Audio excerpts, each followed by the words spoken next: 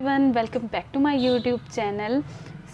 आज के वीडियो में मैं आप लोगों के साथ मेरी सीए फाइनल की ऑडिट की स्ट्रेटजी शेयर करने वाली हूं कि मैंने कहां से पढ़ाई करी थी, मैंने कौन सा मटेरियल यूज़ किया था और मेरी क्या स्ट्रेटजी थी किसी भी चैप्टर को रिवाइज करने की ऑडिट के, क्योंकि ऑडिट पूरा थ्योरी सब्जेक्ट है तो हमें उसे किस तरह से रिवाइज करना चाहिए तो और मैंने किस तरह से किया था, तो वो स्ट्रेटजी मैं आप लोगों के साथ आज शेयर करूँगी। इससे पहले मैंने पूरी ऑडिट आईसीएआई मटेरियल से ही स्टडी करी थी।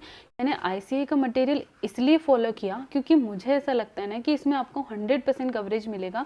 कोई भी टॉपिक या कुछ भी चीज़ आपका छूटने के चांस नहीं रहते हैं।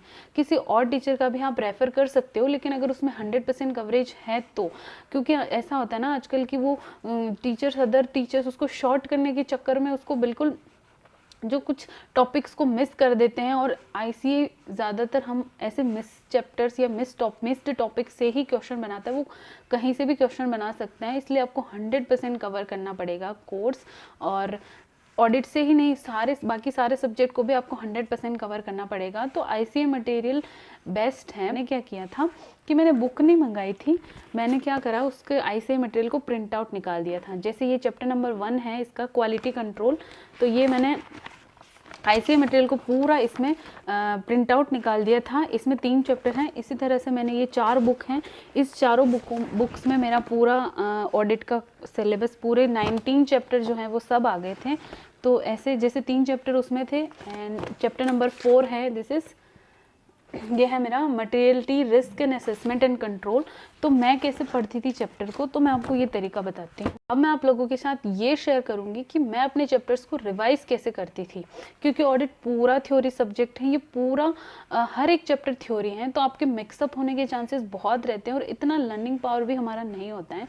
तो हमको क्या करना है, इसको फ्रीक्वेंटली रिवाइज करना है। जैसे आप कोई दूसरा सब्जेक्ट पढ़ रहे हो तो साथ में आपको ऑडिट को चलाना पड़ेगा, एक सब्जेक्ट प्रैक्टिकल या कोई और सब्जेक्ट, और साथ में एक आपको ऑडिट को चलाना पड़ेगा।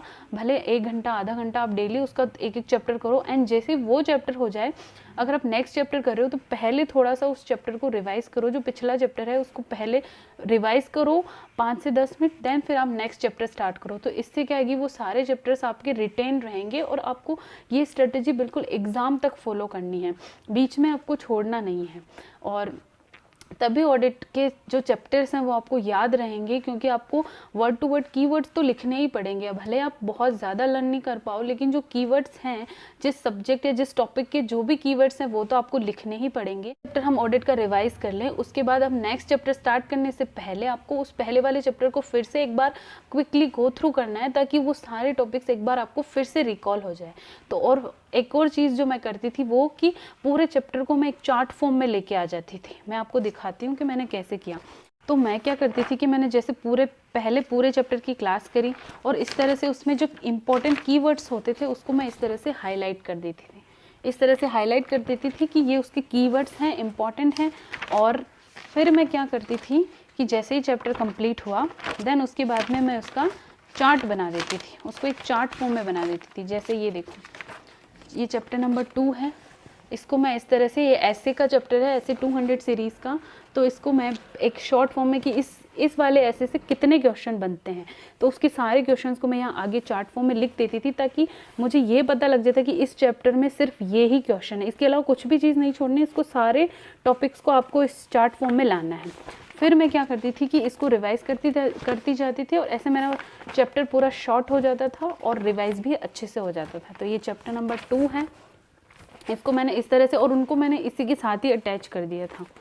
तो इस तरह से मैंने हर एक टॉपिक को, हर एक चैप्टर को इस तरह से शॉर्ट कर दिया था, ताकि और टॉपिक कोई भी मिस नहीं करना है, क्योंकि आईसीए कहीं से भी क्वेश्चन पूछ सकता है और आपको पूरा डीपली इसको अच्छे से पढ़ना है, ताकि आपको किसी भी टॉपिक के बारे में क्वेश्चन आए ना, तो एटलीस्ट आप उसके बारे में कुछ लिख सको, कुछ उसका आंसर लिख सको, उसके कीवर्ड्स लिख सको। इस तरह से हम चैप्टर्स का रिविजन तो कर लेंगे, लेकिन क्वेश्चन की प्रैक्टिस करना भी बहुत ज़रूरी है। तो जो चैप्टर के पीछे जो DYK क्वेश्चन दे रखे हैं, चैप्टर के बीच में जो एग्जाम्पल्स दे रखे हैं, वो तो हमें करने ही है, प्लस जो पिछले पुराने एग्जाम्स में जो क्वेश्चन आए हैं उनको भी हमें प्रैक्टिस करना है।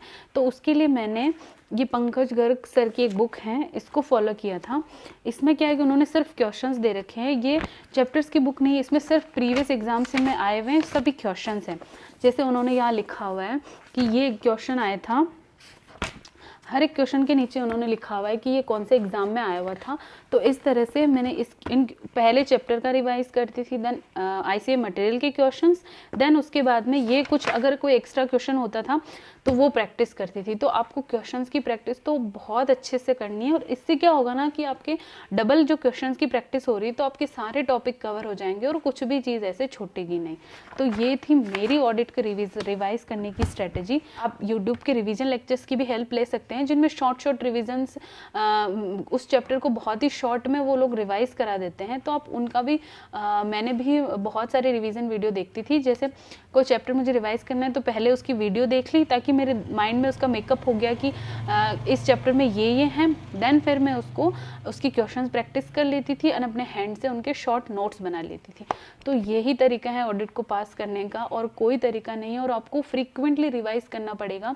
ऐसा नहीं कि एक रिवीजन कर दिया, बीच में छोड़ दिया ऑडिट को, फिर आप छोड़ने के बाद तो वो फिर से आप भूल जाओगे, सब कुछ आपको याद नहीं रहेगा। तो आपको ऑडिट को दूसरे सब्जेक्ट्स के साथ साथ चलाना पड़ेगा। माय ऑडिट स्ट्रेटेजी, और I hope you like it. अगर आपको किसी और सब्जेक्ट की स्ट्रेटेजी जाननी है तो आप मुझे कमेंट करके बता सकते हैं। Okay, till then bye bye.